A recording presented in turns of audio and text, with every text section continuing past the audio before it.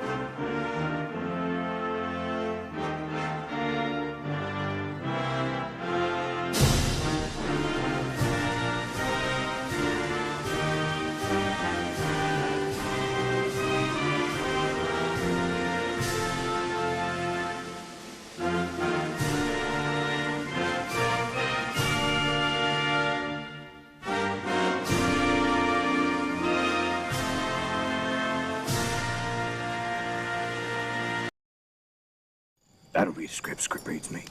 Headley. And I'm Ryan Wolf. Our greatest responsibility is to serve our Treasure Valley communities, the El Paso, Las Cruces communities, Eastern Iowa communities, Mid-Michigan communities. We are extremely proud of the quality, balanced journalism that CBS 4 News produces. But we are concerned about troubling irresponsible, one-sided news stories plaguing our country. The sharing of biased and false news has become all too common on social media. More alarming, some media outlets publish these same fake stories without checking facts first. The sharing of biased and False news has become all too common on social media. More alarming, some media outlets publish these stories simply aren't true without checking facts first. Unfortunately, some members of the media use their platforms to push their own personal bias and agenda to control exactly what people think. And this is extremely dangerous to our democracy. this is extremely dangerous to our democracy. This is extremely dangerous to our democracy. This is extremely dangerous to our democracy. This is extremely dangerous to our democracy. This is extremely dangerous to our democracy. We trade actors, motherfucker.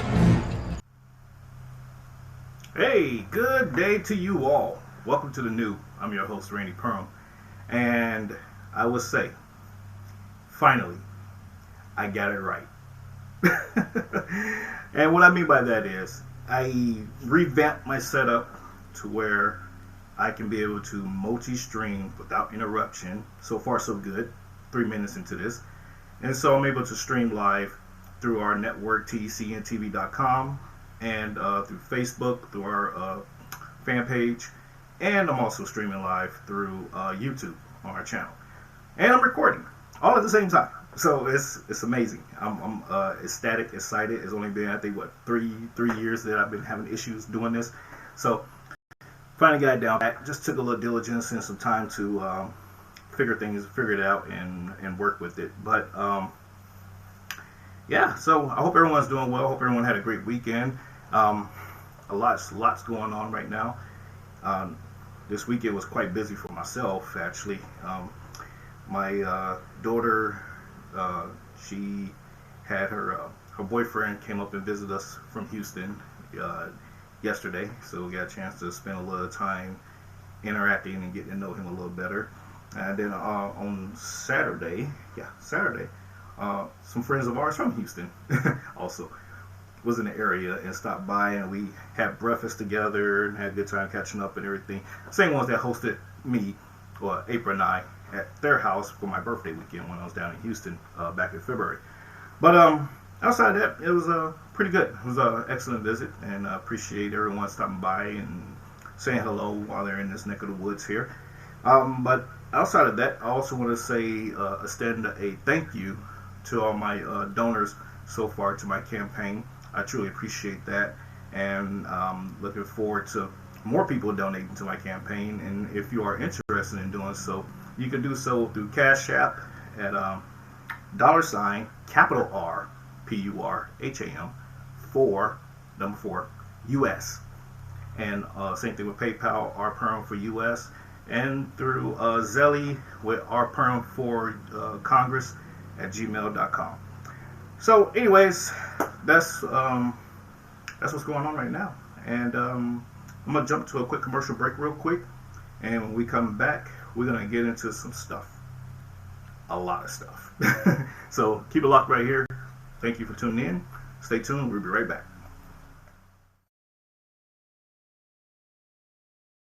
You are listening to the Exceptional Conservative Network.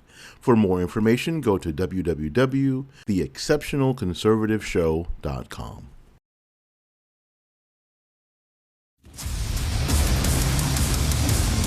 Every adventure starts with a great cup of coffee.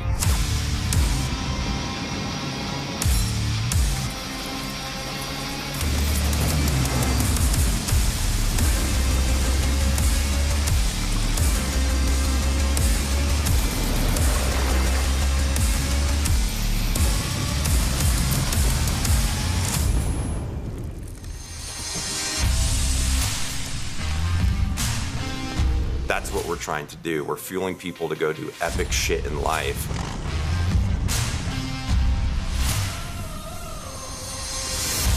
When I was roasting coffee 1 pound at a time in the back tailgate of a government truck, my service rifle was laying right there next to my 1 pound coffee roaster. The symbology of Black Rifle Coffee, everybody went to a basic training, and during that process, they ended up shooting a black rifle. When we think about the last 20 years of the post 9/11 veteran experience, the one common piece of equipment that binds us all is the black rifle. That was your service rifle, and that's kind of a tribute to our service and what we want to serve as the coffee company.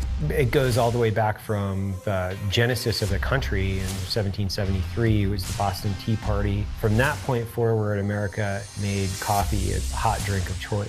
All the way back to the birth of America has been fueled by coffee. That's why it's so special. The musket all the way through to the M4, the two other things there are rifles, coffee, service, right? I think those are the things that connect a lot of different veterans throughout the generations. It's heritage, it's service, and so kind of the whole thing is like we're fueled by coffee, connected by service. It stems from a value proposition or something that we absolutely believe in. That's what we're trying to do. We're fueling people to go do epic shit in life, but then we're all connected through this post-service or in-service aspect of raising our right hand and believing in, you know, the American dream and what it stands for to be an American. And for me, that's hyper-unifying.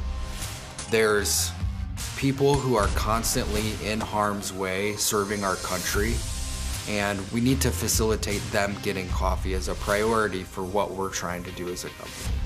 This company is about the customer. The customers are the company. It's one big ecosystem, and we serve coffee to the same type of people that we are, so they're one and the same.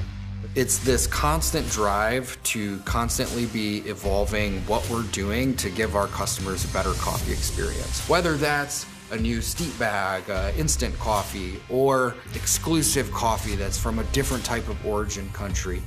The same drive that puts people from basic training into the infantry, into a type of special operations capacity, it's this constant evolution of trying to better yourself. And that's exactly what we're doing when it comes to coffee, is offering better products on a regular cadence to have a better experience as a customer. We have the mission to provide coffee and culture to people that love America.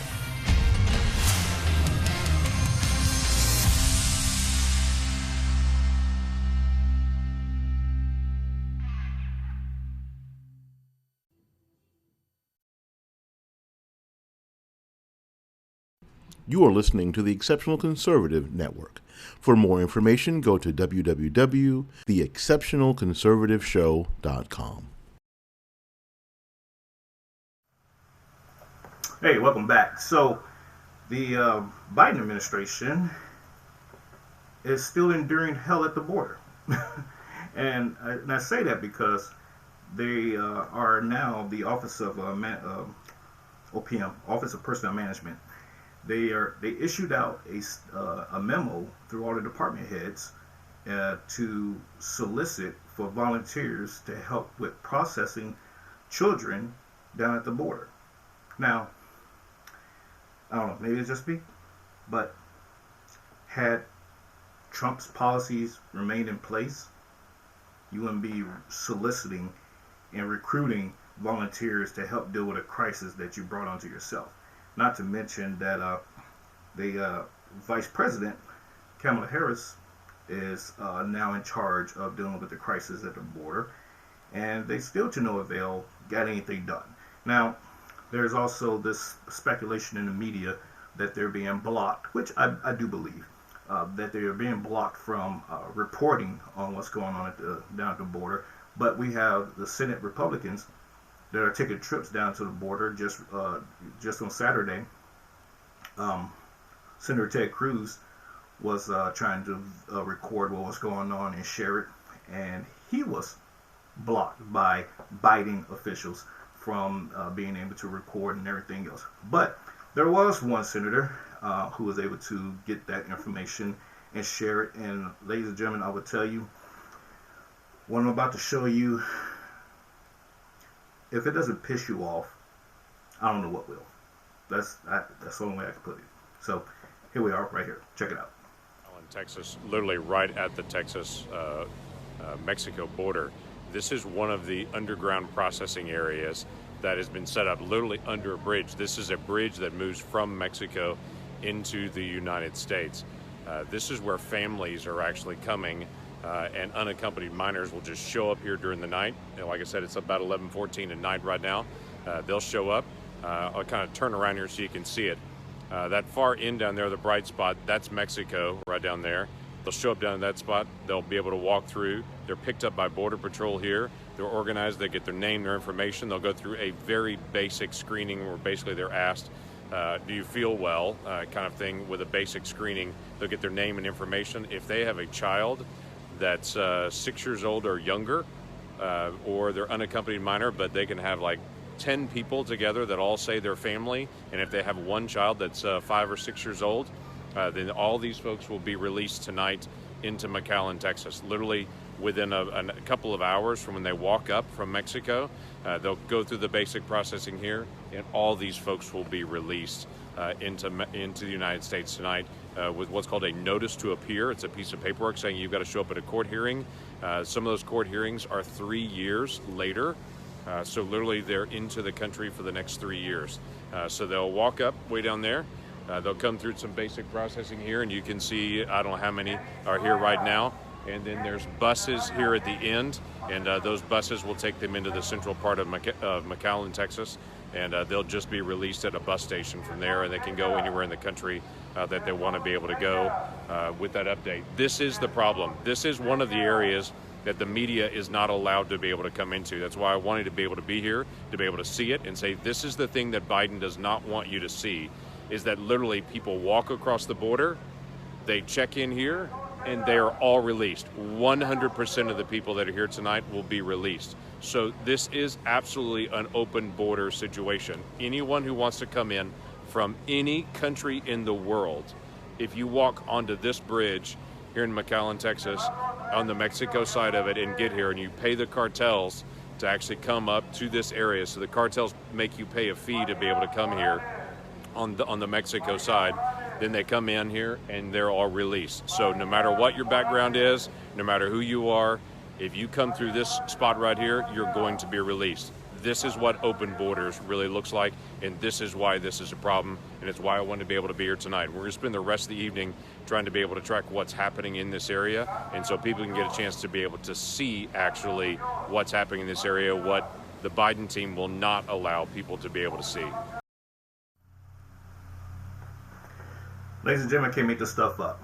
You see it right there for yourself. And now, to caveat to what Senator Langford is saying, Press Secretary, White House Press Secretary Jen Psaki, she just did a press conference the other day on this very issue, on this very topic, and she vehemently said that the borders are closed.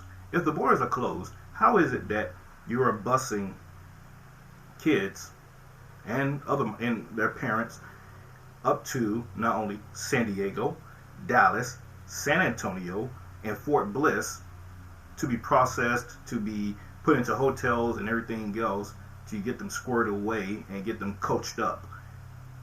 And you're saying that the borders are closed. That doesn't sound like the closed borders to me. Closed borders is, hey, you cannot come past this border, turn around and go back to wherever you came from. That's a closed border, not allowing them to come through under a bridge to be processed and released into the country with a notice to appear for 3 years from now. Like, seriously? But, you know, hey, I digress. On to other news. This is madness. I mean, not only, before I move on to other news, not only is this a national security issue, but this is a human trafficking issue. Most of these people, the Border Patrol and the folks at the DHS don't have the current capacity right now to properly screen these people that are coming across to ensure, number one, that the women are not under some kind of duress, the children are not under duress, and they actually belong to the people that are accompanying them. None of this is being checked out. None of this. And so this is how we set the propensity for human trafficking to go on, sex trafficking, and everything else. And then, oh, by the way, whatever happened to COVID? I guess COVID doesn't exist down in southern states, down in Texas. I guess it doesn't exist, so these people can just come on through because there's no COVID anymore. But like I said, anyways, I digress. I'm moving on. Because I'm getting a little perturbed by this story that the media is trying to distract us from with Lil Nas X. Yes. the latest media distraction. Lil Nas X, a rapper, for those that don't know him. He was, I'll probably say, most notably famous for his music video song Old Town Road with Billy Ray Cyrus? Yeah, that guy. So, but he's 21 years old, and the song is called Montero, the city where he's from. Montero, Call Me By Your Name.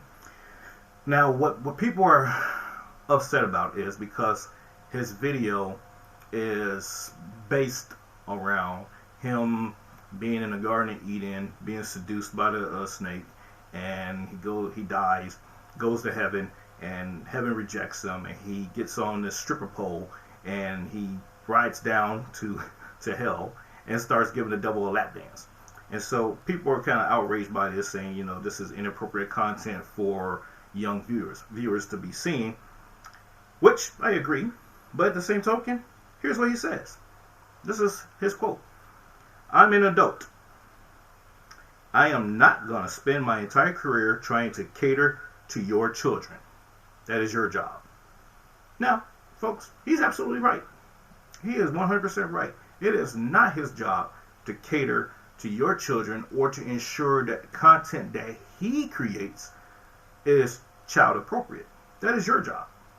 So I would say to everyone, calm down.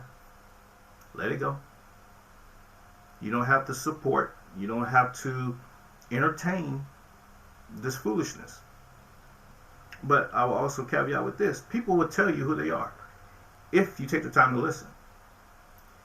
He's been saying from day one who he was as a person when he became, you know, a national, international figure. He laid it all out there. People chose not to listen. They were like, oh, I love that song, and oh, he's such a good, nice guy, and everything else. But he's been telling you who he was from day one, and people just chose not to listen. And for, you know, those in the black community that are creating this social media buzz of canceling him, calling for him to be canceled and everything else, you're too late. I'm sorry, folks. You're too late. This music video was a preemptive strike to releasing his new gym shoe, which contains a drop, a vial, or whatever of human blood. It is a satanic design, if you will. And what's most interesting about it is Nike is trying to distance himself from this the shoe product by saying, hey, we did not collaborate with him on this design of the shoe. That was solely between him and the company that's releasing the shoe. Is called Mischief, but it's MSCHF, not MIC, whatever. So, but the shoe costs $1,018, and he only released 666 pairs for $1,018. Once again, folks, people will tell you who they are only if you take the time to listen. And Nike said because the shoe is Air Max 97s, that they just supplied the shoes, the platform of the shoes for them to distribute. Wherever that may come of that, okay. But he also mentioned that this was an agenda. He has an agenda. He blatantly came out with it and said, yes, I have an agenda. My agenda is to promote that it is okay to be queer. And so, and once again, it goes back to, I don't understand why people are upset at what's going on with this guy. He's clearly letting you know who he is and what he's about. Folks, I will tell you, we're in a spiritual warfare here, and I know a lot of people are not into the religion, into spirituality and everything else, but it's right in front of you. If you just take the time to smell the roses, look around you, and you will see that we are literally living in a times of a spiritual warfare, where there is a concerted effort to make wrong right, and to take right as being wrong. That ought to tell you something. George Orwell, like, is seemingly, he was a godsend to us because he predicted this stuff in his famous work of 1984. If you haven't seen the movie nor read the book, I highly encourage you to do so. Everything that's transpiring right now, double speak. Everything's transpiring right now. This is what we're seeing. And back to the shoe. I looked it up right before the show here, but the shoe has the inscription Luke 10:18 written around it. Now, for those that, once again, are not of the religion of faith and what have you, I will read to you verbatim exactly what Luke chapter 10 verse 18 states, and I will give you the preface to it. But into whatsoever city ye enter, and they receive you not, go your ways out into the streets of the same, and say. Now, there's more to this, because this is Jesus talking in Luke 10:18. Here's the problem with people extrapolating things from the Bible. They fail to usually give pre-context and post-context of whatever scripture it is that they're using. That's why it's important to, if you're going to quote scripture, have a foundational understanding of what precedes it and what comes after, what succeeds it. Because you just giving that one little scripture, you're intentionally misleading people into a narrative that don't exist. Now, I will continue. I will back up to Luke 10:1. And this is the beginning of the chapter when Jesus is about to give instructions to his disciples to go house to house to talk to people and everything else and what have you. After these things, the Lord appointed other 70 also, and sent them 2 and 2 before his face into every city and place whither he himself would come. Now, like I said, before and after context of the scripture. Luke 10:9. And heal the sick that are therein, and say unto them, the kingdom of God is come nigh, which means close, unto you. In chapter 10, verse 10, which he's pointing out to, that but into whatsoever city ye enter, and they receive you not, go your ways unto the streets of the same in the way. later on, and he said unto them, this is chapter 10:18, and he said unto them, I beheld Satan as lightning fall from heaven.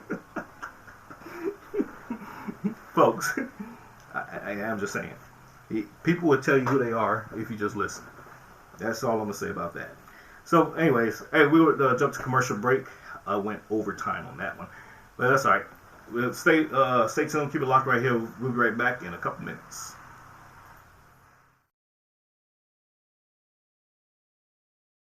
You are listening to the Exceptional Conservative Network. For more information, go to www.theexceptionalconservativeshow.com.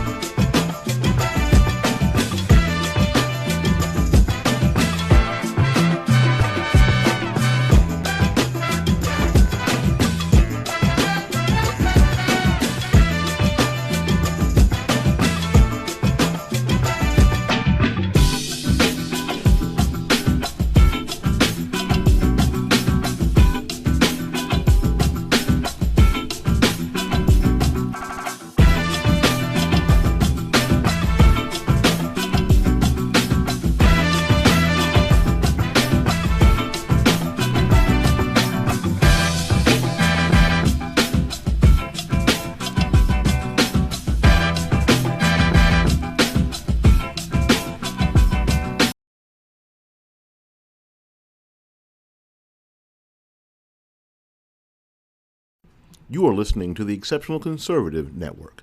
For more information, go to www.theexceptionalconservativeshow.com. Hey, welcome back. So, China is having I guess you could say, an information campaign going on right now against the United States, in case you're not aware. And what this information campaign is consisting of is a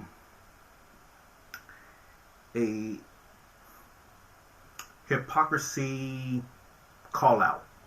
Let's put it like that. And what I mean by that is, China is taking the anti-Asian hate campaign and turning this against the United States by saying, hey, you guys are being hypocritical because you're talking about us persecuting Asians over here, but here it is, you're doing the same thing in your own country against Asians. And I talked about this last week, ladies and gentlemen, with the discrimination against Asians in our institutions, because they tend to outnumber other minority applicants, if you will.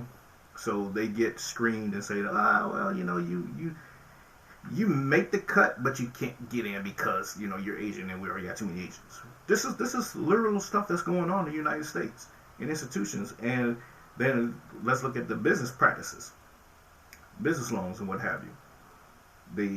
They have a higher propensity to getting minority driven loans in Black and Hispanic communities.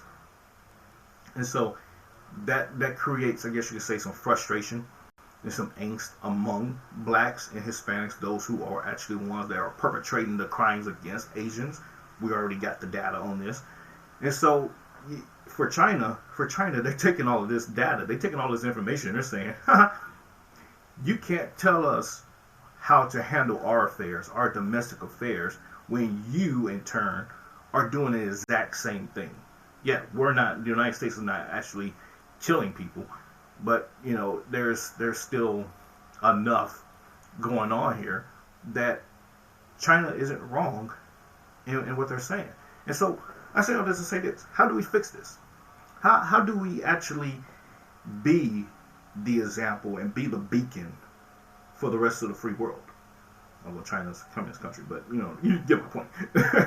So how do we do that? How do we get back to the basics of that?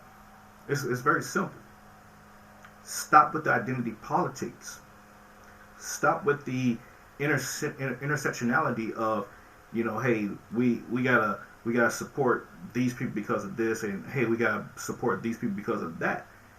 If you're wanting equality, not equity, equality, then treat everyone as you want to be treated. So I mean, we seem to have forgotten the golden rule of life. Treat people how you want to be treated. Now, if you want to be treated like crap, hey, whatever. But if we treat everyone equally, treat everyone like you want to be treated equally, then a lot of these problems would not exist. But we seem that we have this issue of we want to, and it goes back to my argument about labels. We want to treat this group of people a certain way because of this. We want to treat this group of people a certain way because of that. Folks, you can't go through life doing that. Because in the end, there will be disparities in treatment. There will be no equality or equity when you're treating one group a certain way than more so than the other. It's just impossible. This is why I'm not gonna say an anti-affirmative action guy, but I have a problem with affirmative action because we see the results and we see the issues behind it. You have to discriminate against somebody or some group in order to give somebody else a chance. But it's supposed to be set on the premise of anti-discrimination. On the face of it by itself, it's a discriminatory practice. It's just selective discrimination. Hey, once again, I digress. So, but turning the attention, because I'm almost out of time, turning the attention to actually, let me finish my point on China. The nationwide protests that took place over the weekend with the anti-Asian hate demonstrations and groups, we're seeing a few things happen in our economy here, in our society. Excuse me. We're seeing that you have the Asian community and Pacific Islanders included. They're bringing up their voice. They're saying, hey, we're being attacked, we're being ridiculed, we're being persecuted because of XYZ. There's different components to that. Then you look across the other spectrum, you have this voter ID issue that I went into a deep dive on last Friday. If you haven't watched that, go back and check it out and you'll understand. You have the voter ID group, you have anti-Asian hate group, and then you have, guess what? The immigrant cycle trying to come through. So you have three different dynamics going on in the United States right now concurrently. And oh, by the way, there is a fourth. You're having these series of mass shootings to push the gun narrative, the gun control narrative right now. So you have four different things, four different subgroups in our society fighting for the attention of the American people through media to say, hey, my issue is more important than the other. Now, the media has done a piss poor job with providing equality and equity and coverage, because some segments are covered less than others. Some are not covered at all. Hence, the group down that's coming, the immigrant crisis that's going on at the border. Not getting much coverage at all. We right now currently have an overemphasis of gun issues and the anti-Asian issues.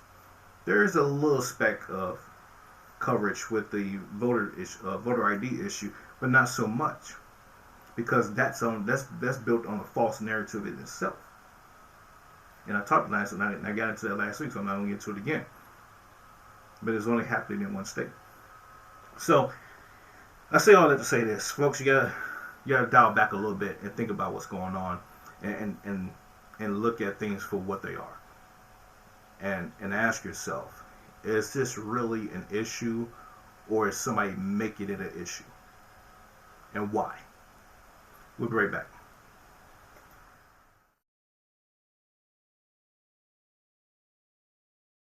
You are listening to the Exceptional Conservative Network. For more information, go to www.theexceptionalconservativeshow.com. Alexa, help me find the best in urban conservative news, talk, and movies.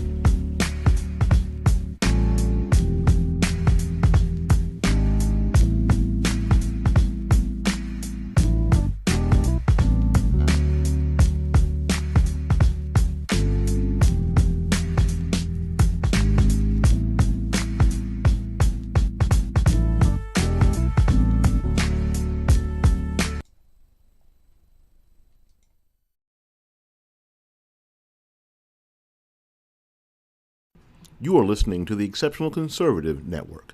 For more information, go to www.theexceptionalconservativeshow.com.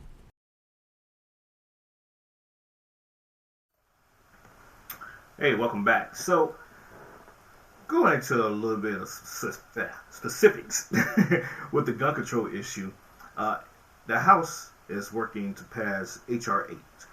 And for those that don't understand what H.R. 8 is, and I will show you a video on that, H.R. 8 is basically a universal gun background check for purchase of firearms, which already exists, but okay. But it's to enhance the program. And I get it. And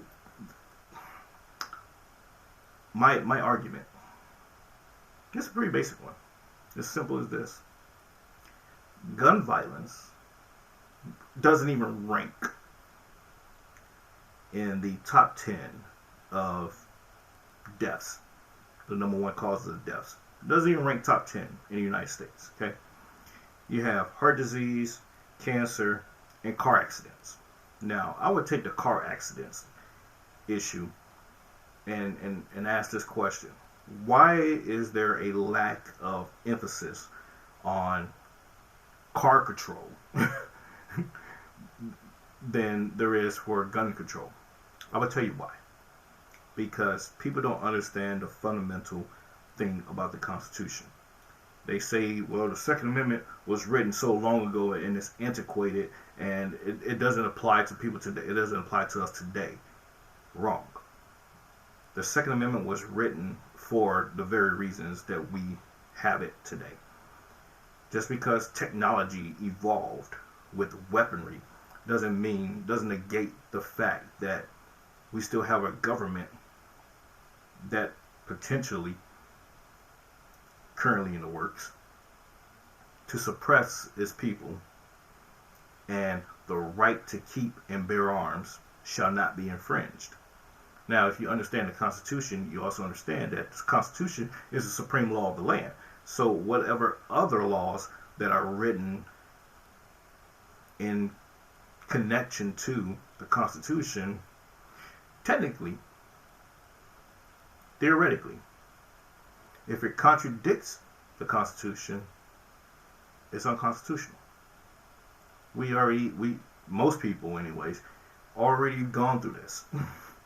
This is why it cycles so much.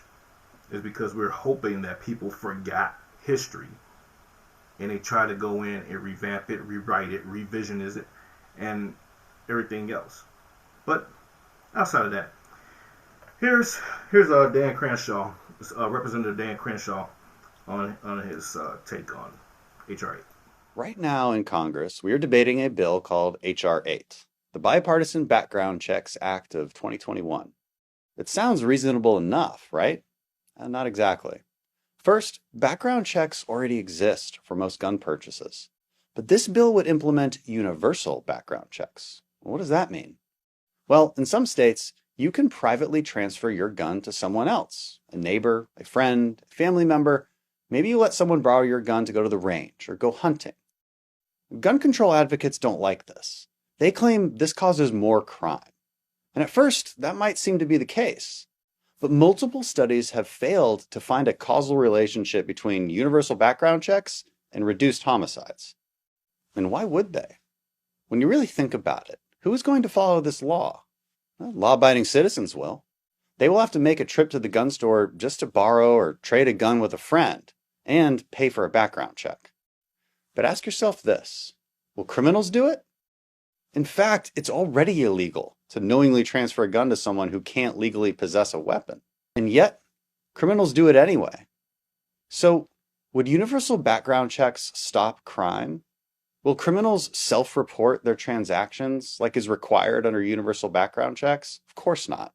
They already don't, because they are criminals, and there is no incentive to do so, and no way to catch them if they don't. What about closing the so-called gun show loophole? Well, the truth is, if you go to a gun show and buy from a licensed dealers, you already have to go through a background check just like if you were buying a gun from a retail store. There is no special legal treatment of gun shows. It's a myth. And let's look at the number of criminals who use weapons bought at a gun show. Turns out less than 1% of criminals who used a gun in a crime bought the weapon from a gun show. So where do criminals get their weapons? The majority of criminals, 56%, who used firearms in a crime, stole them or got them from the black market. In Houston, where I'm from, a local news station compiled data on Houston murders. 63% of the criminals said the gun they used was stolen.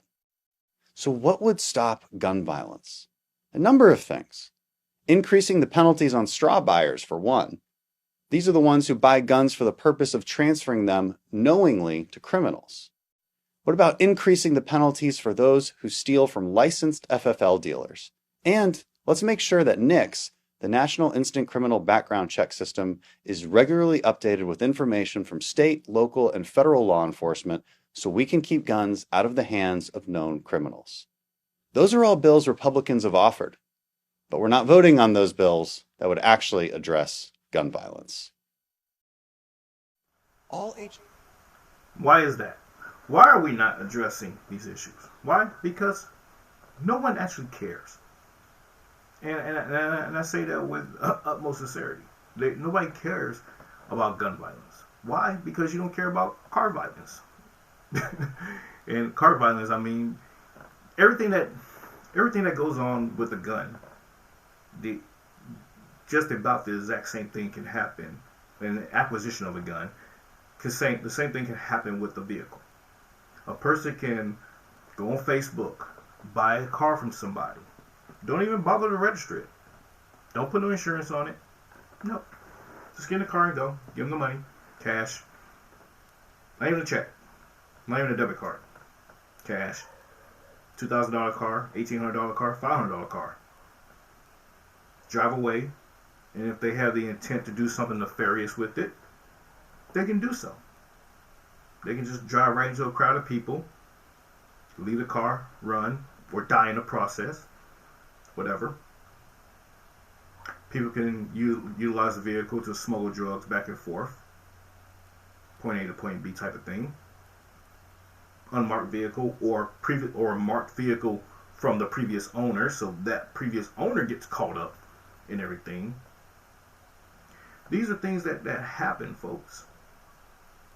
And the reason why you don't see or hear about it in the media is because, guess what? It will require work to control that. Everybody needs a vehicle, in a sense.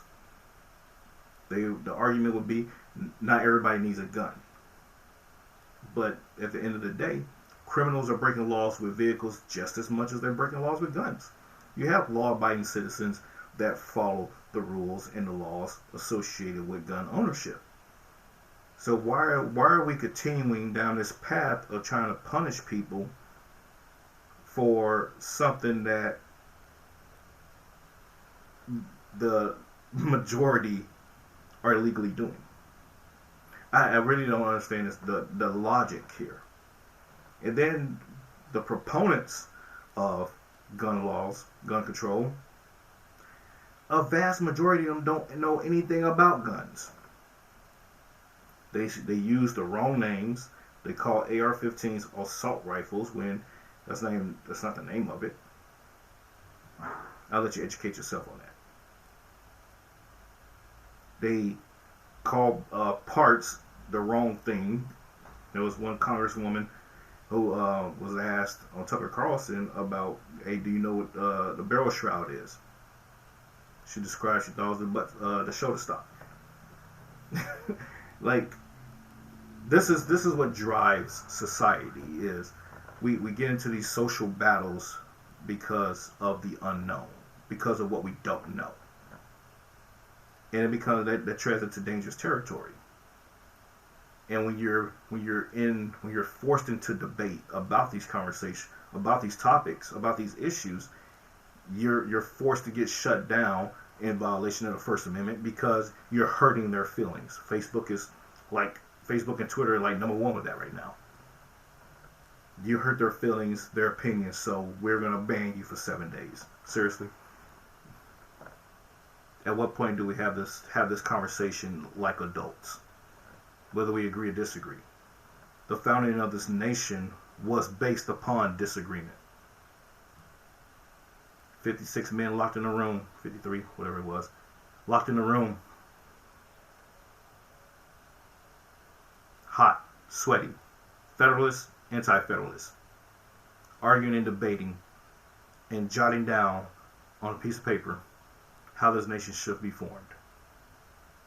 And here we are trying to undo that work because of our lack of knowledge, our fear, or our lack of understanding of these very laws that grant us the freedoms and the rights to not only protect ourselves, but to also give us the right to be who we are.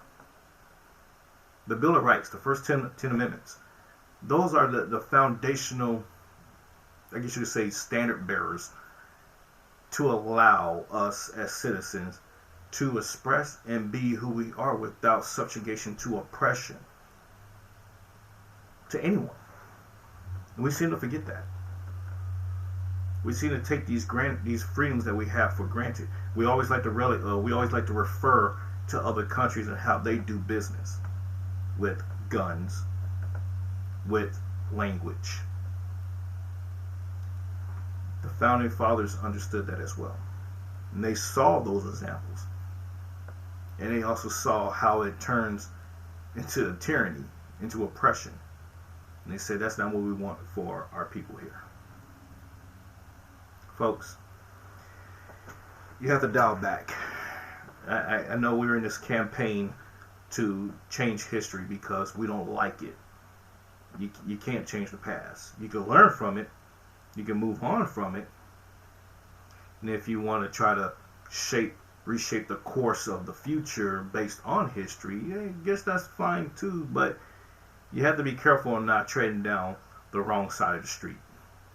Otherwise, you might get hit by a car and die. No pun intended there. Folks, okay, it is what it is. You can pick up my book, The New You, Now Equip the Wisdom, on Amazon in e-Kindle format. You can, if you'd like to be a guest on the show, you can hit me up at rperum@gmail.com. And if you want to contribute to the show, help support my endeavors of bringing you fantastic, unfettered, unadulterated entertainment, then you can do so through Cashapp. Once again, that is capital R, PURHAM, the number 4, US. Same thing with PayPal. And if you're a business owner or you provide a service, you can, if you want to advertise on my show, you can do so as well. Same thing, email me, inbox me, hit me up. I'm on pretty much all the social media platforms, the more popular ones. So you can follow me, friend me, what have you, rperum, RPURHAM, or Randy Perum, RPURHAM, Randy, RANDY, PURHAM. And let's see, what else? Coming up at 3 o'clock today, Global Impact with David McQuill. Keep it locked on TECN TV.com. That's where you can find him and his show. And we will see you all Friday. Yeah. God willing, we'll see you Friday. So take it easy. God bless you all. Thank you all for tuning in today. I truly appreciate you. And if you like the content, you like today's show, or you want to share your thoughts, whatever, please feel free to leave those in the comments on both TECNTV.com. We do have a chat box in there. I apologize. I cannot monitor comments at the same time as I'm doing the show because, yeah, that's too much. And you can drop the comments there on Facebook and on YouTube. I will get to them. I will respond. So thank you once again. I'll talk to you all later. Take it easy. God bless you all and enjoy the rest of your week.